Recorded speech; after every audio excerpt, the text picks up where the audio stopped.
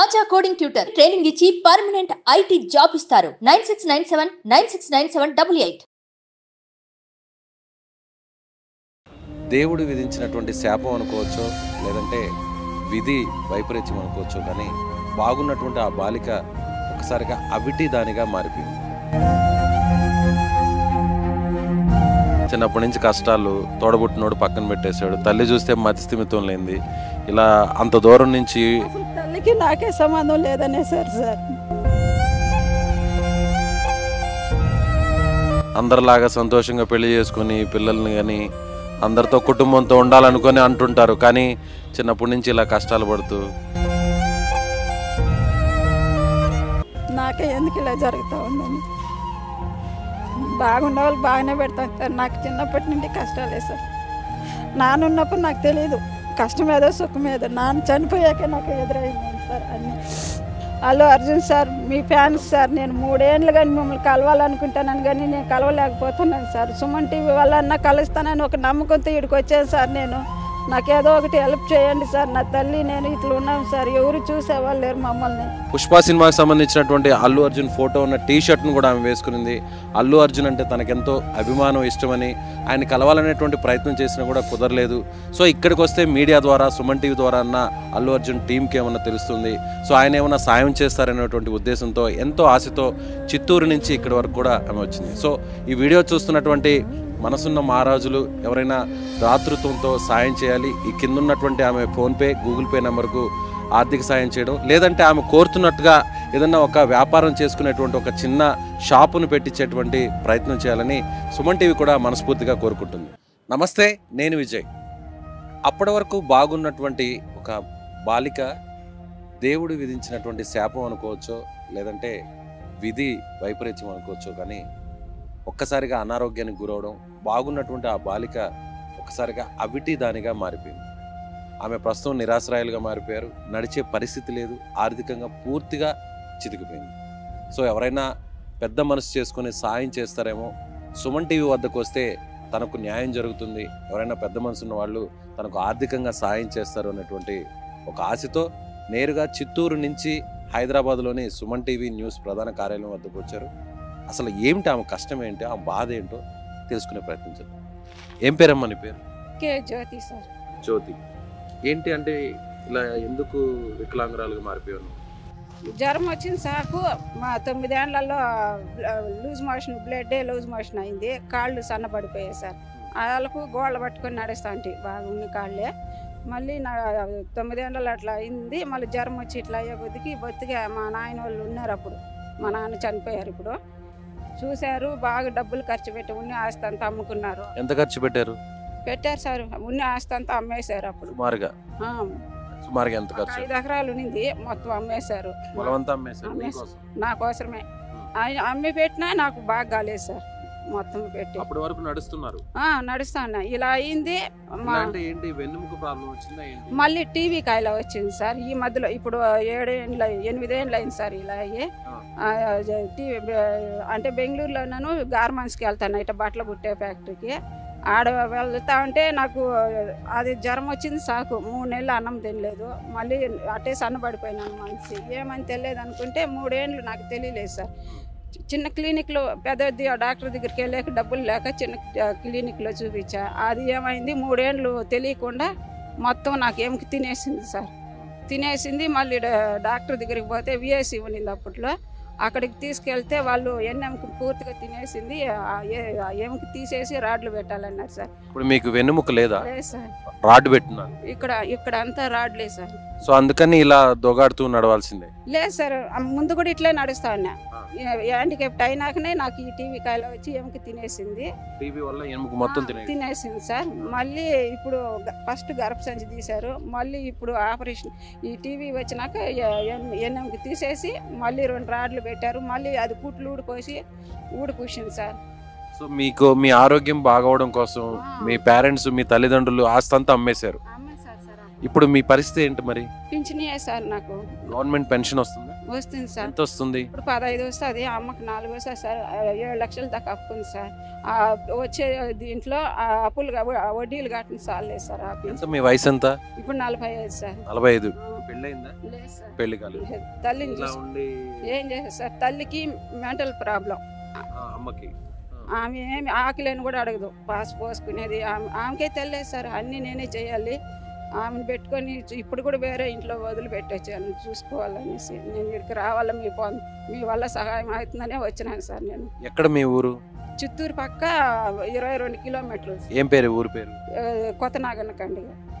కొత్త నాగన్నకండి మండలం, గంగాధర నెల్లూరు మండలం, చిత్తూరు జిల్లా.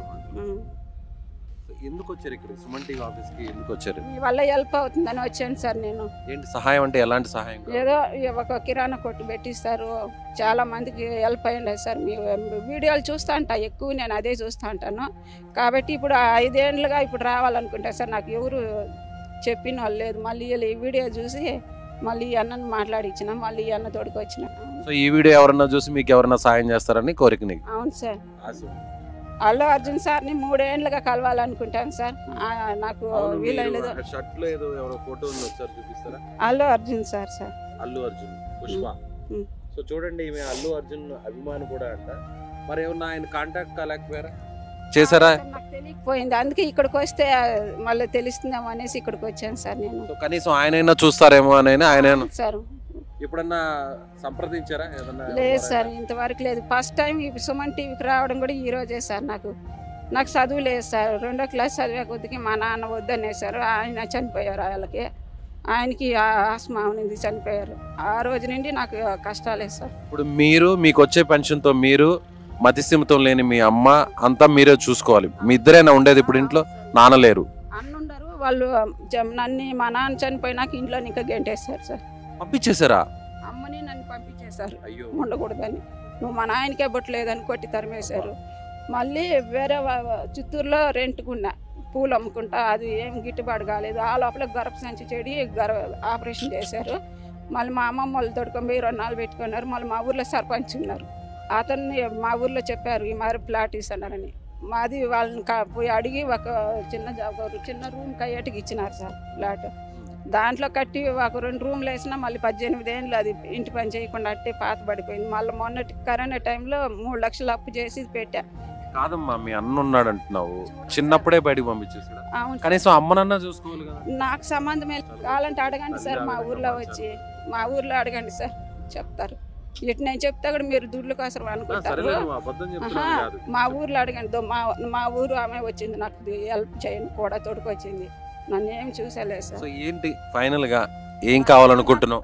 ఒక అంగడి పెట్టి వాళ్ళ సార్, షాప్ పెట్టి అలా నాకు ఏదన్నా అప్పులు కట్టుకోలేకపోతున్నాను సార్. వచ్చే పింఛనీళ్ళు 15,000 వస్తుంది నాకు. అమ్మకి 4,000, 19,000 వస్తుంది. వడ్డీలకి ఆమెకి హాస్పిటల్కి చాలు నెలకు 5,000 అవుతుంది సార్. అమ్మకి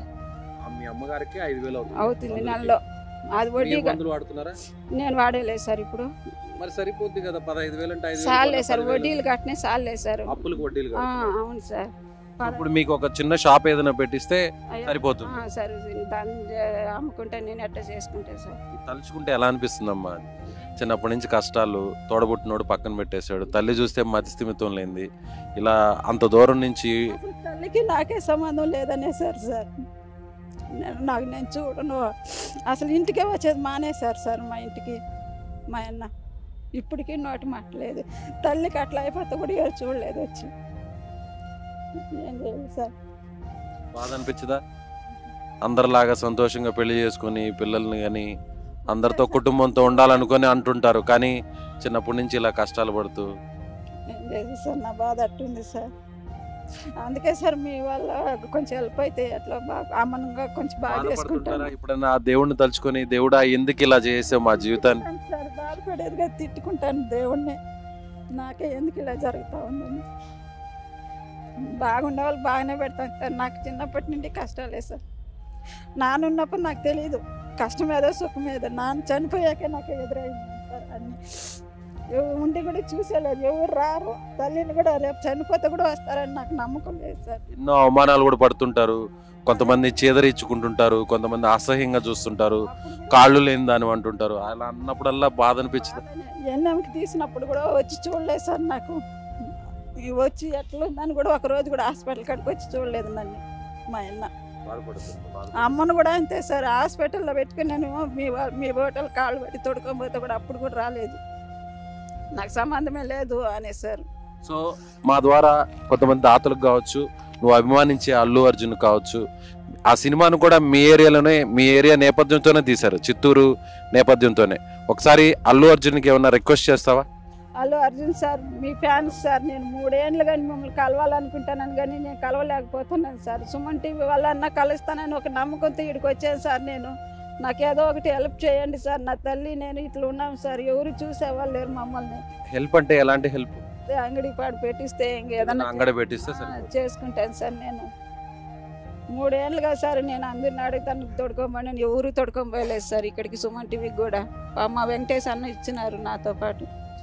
ఇది ఈ మహిళ బాధ. నిజంగా చిన్నప్పటి నుంచి కష్టాలు పడుతుంది, చిన్న వయసులోనే, అప్పటి వరకు ఆడుతూ పాడుతున్నటువంటి వయసులోనే ఒకసారిగా అనారోగ్యానికి గురై మొత్తం కాళ్ళంతా కూడా చచ్చుపడిపోయి, ఆ తర్వాత టీబీ సోకడంతో వెన్నుముక్క తీసేసి ఇప్పుడు ఆ బోన్ లోపల స్టీల్ ప్లేట్స్తో ఇప్పుడు ఆమె జీవితాన్ని వెళ్లదీస్తుంది.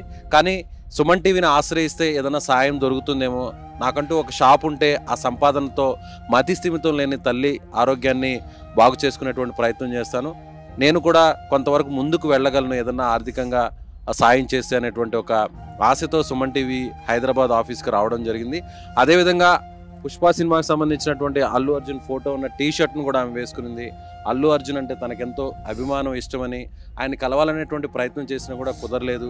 సో ఇక్కడికి వస్తే మీడియా ద్వారా, సుమన్ టీవీ ద్వారా అన్న అల్లు అర్జున్ టీంకి ఏమన్నా తెలుస్తుంది, సో ఆయన ఏమన్నా సాయం చేస్తారనేటువంటి ఉద్దేశంతో, ఎంతో ఆశతో చిత్తూరు నుంచి ఇక్కడి వరకు కూడా ఆమె వచ్చింది. సో ఈ వీడియో చూస్తున్నటువంటి మనసున్న మహారాజులు ఎవరైనా దాతృత్వంతో సాయం చేయాలి. ఈ కింద ఉన్నటువంటి ఆమె ఫోన్పే, గూగుల్ పే నెంబర్కు ఆర్థిక సాయం చేయడం, లేదంటే ఆమె కోరుతున్నట్టుగా ఏదన్నా ఒక వ్యాపారం చేసుకునేటువంటి ఒక చిన్న షాపును పెట్టించేటువంటి ప్రయత్నం చేయాలని సుమన్ టీవీ కూడా మనస్ఫూర్తిగా కోరుకుంటుంది.